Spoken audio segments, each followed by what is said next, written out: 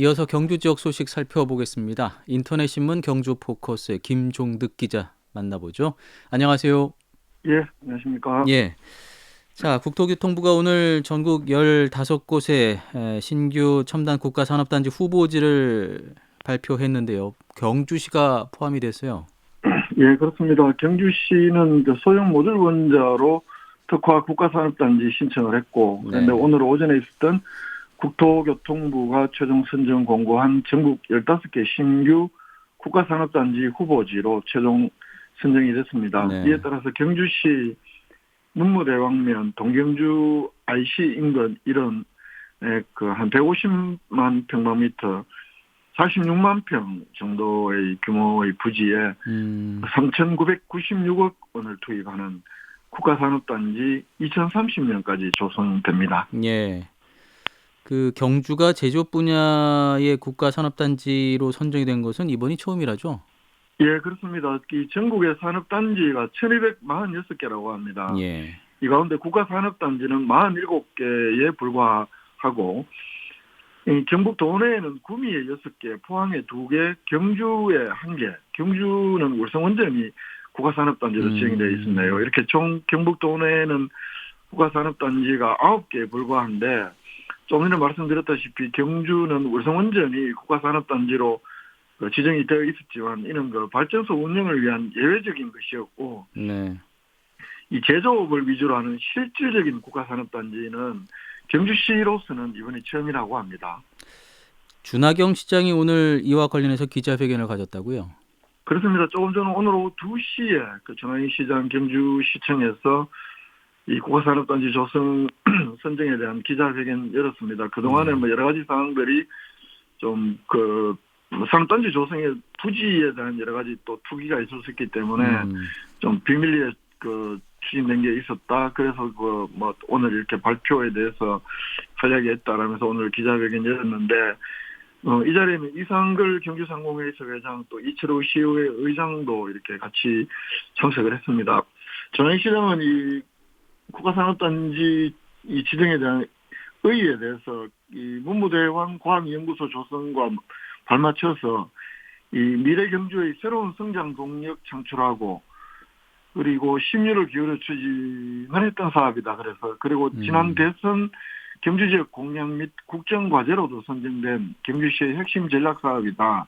이렇게 강조를 하면서 이제 경주도 제조업 중심의 국가산업단지를 보유하게 되어서 이 역사문화관광도시에서 첨단 과학산업도시로 한 발 더 나아가는 이 음, 역사적 계기를 마련하게 됐다라고 의미를 부여했습니다. 예, 또한 이 경주가 혁신 원자력 R&D 거점인 이 문무대항과학연구소의 조성과 함께 SMR 실증 생산 수출 플랫폼을 갖춘 이 국가산업단지 조성을 확정짓고 이 차세대 원자력 국가산업 허브로 발돋움할 수 있는 기틀을 마련함으로써 이 미래 첨단 전략산업 도시로도 나아갈 수 있게 됐다라고 오늘 의미를 특히 강조를 했습니다. 예.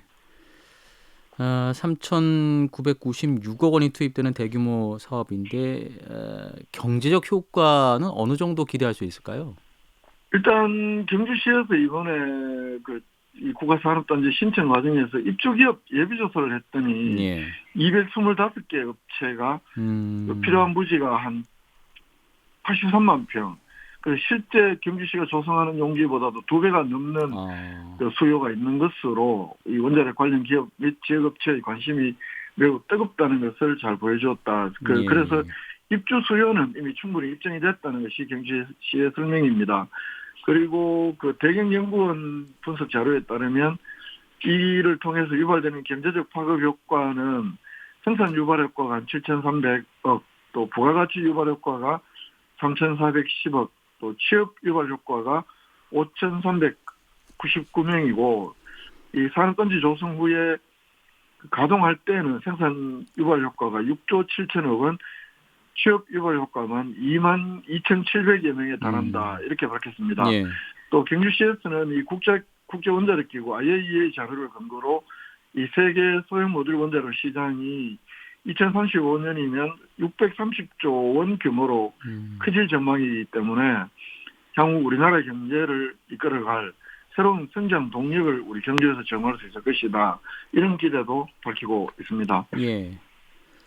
이게 이제 후보지인데 그러면 앞으로 어떤 절차가 더 남아 있는 겁니까? 이 후보지라는 의미가 이제 국가산업단지를 조성하겠다는 예정지의 의미다. 이렇게 이해를 하시면 될 것 같습니다. 예. 오늘 전국에 이제 5곳을 발표를 했고, 우리 경북에만 해도 경북 안동이 바이오생명, 또 울진은 원자력과 함께 수소 그렇죠. 관련 산업단지 조성이 네. 동시에 또 이렇게 경주와 함께 진행이 되기도 했는데, 이렇게 앞으로 이제 국가 주도로 사실은 조성을 하게 되는 것은 분명한 사실인데, 이제 그럼에도 앞으로 좀 절차들이 남아 있습니다. 그 사업 시행자 선정이라든지 또 예비 타당성 조사라든지 이게 가장 중요하겠죠. 그리고 관계부처 협의 이런 행정 절차가 남아 있는데, 경주시에서는 특히 준하경 시장은 이런 산단지 계획이 계획대로 추진될 수 있도록 모든 행정 재정적 지원을 강구하겠다. 특히 그 입주 임직원들이 경주에서 편안하고 행복한 직장 생활을 할 수 있도록 그 자립형 사립고 유치라든가 주거단지 조성과 같은 정주 여건 조성에도 최선을 다하겠다. 이런 입장도 밝혔습니다. 자립형 사립고 유치, 이건 좀 앞으로 논란이 될 거지만 어쨌든 이런 의지를 밝힌 겁니다. 알겠습니다. 신규 국가산업단지 후보지에 경주시가 포함됐다는 소식 먼저 알아봤고요. 경주페이 캐시백이 다음 달부터 최대 월 40만 원까지 상향된다고요?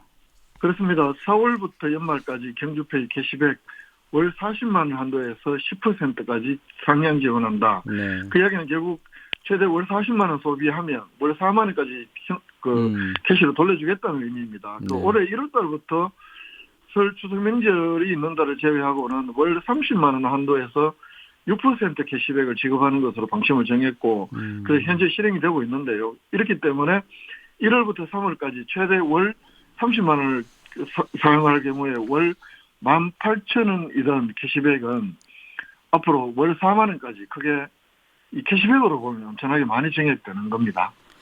이게 이유가 있을까요? 뭐 예산 때문입니까? 그렇습니다. 이 국고 지원이 얼마가 있느냐에 따라서 그 지자체 그 비용 부담이 줄어들거나 늘어들거나 하기 때문에 이게 차이가 나는 건데요. 이 지역사랑, 정부의 예산 항목은 이런 겁니다. 지역사랑 상품권 그 지원 예산인데, 이게 그 지역사랑 상품권을 구매하는 주민에게 10%의 소비보조금을 주는 예산, 이 지역사랑 상품권 지원 예산이라고 해서 이거에 따라서 그 지자체의 캐시백 한도 비율도 계속 변할 수밖에 없는데요. 이게 이제 이 지역사랑 상품권 지원 예산을 보면 2018년에 100억 정도이던 것이 2019년에는 884억으로 크게 증가하고, 또 코로나19 때는 소상공인 지원의 주요 정책으로 이렇게 각광받으면서 2020년의 경우에는 정부 지원 예산이 무려 6,700억에 가깝게 됩니다. 그리고 2021년에는 그보다 또 2배인 1조 5천억까지 늘었다가 작년에는 다시 그 반토막이 나면서 8천억대로 줄어들었고, 올해는 아예 정부 예산이 당초 예산에는 10원도 썼습니다. 영원으로 편성했다가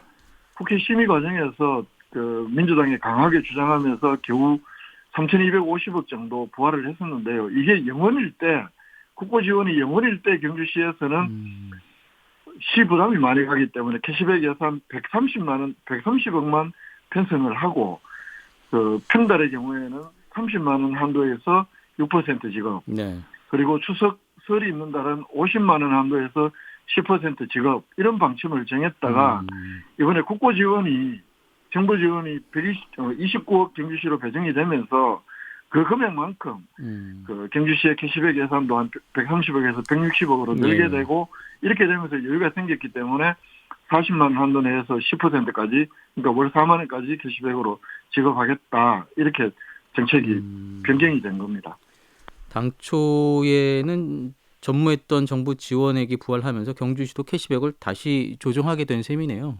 그렇습니다. 올해 국회 심의, 예산 심의 과정에서 굉장히 논란이 됐던 부분인데, 그 윤석열 정부 사실상의 첫 해인 올해 예산에서 지역사랑 상품권 지원 예산, 정부 예산에서 당초에는 단 1원도 편성을 하지 않았지만 국회 심의 과정에서 3,525억 부활을 시켰고, 이런 예산들이 지자체 해당이 되고, 또 경주시의 경우에는 조금 전에 말씀드린 대로 29억이 정부 네. 예산으로 그 지원이 되면서 당초 경주 씨가 생각했던 것보다 한 30억 정도 더 늘려서 캐시백을 지급하겠다. 이렇게 되면 경주 씨의 올해 캐시백 예산은 작년하고 비슷한 수준으로 이렇게 될 것 같습니다. 네. 무엇보다도 이게 그 지역에서만 소비될 수 있기 때문에 지역 상권, 골목 상권 활성화에 큰 도움이 된다는 것이 경주시의 판단이고 또 실제 그런 것으로 나타나고 있습니다.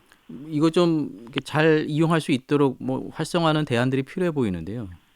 특히 이제 그 카드 없이도 사용할 수 있도록 예. 그 스마트폰 앱으로 결제가 가능한 경주페이 결제 서비스도 도입할 계획이라고 하고 예. 5월쯤에는 캐시백 이외의 혜택으로 이 가맹점주가 자발적으로 이용자 구매 금액의 일정액을 자체 할인해주는 이런 특별 가맹점 사업도 병행할 계획이라고 합니다. 네, 알겠습니다. 자, 경주 지역 소식 살펴봤습니다. 김종득 기자였습니다. 고맙습니다. 예, 고맙습니다.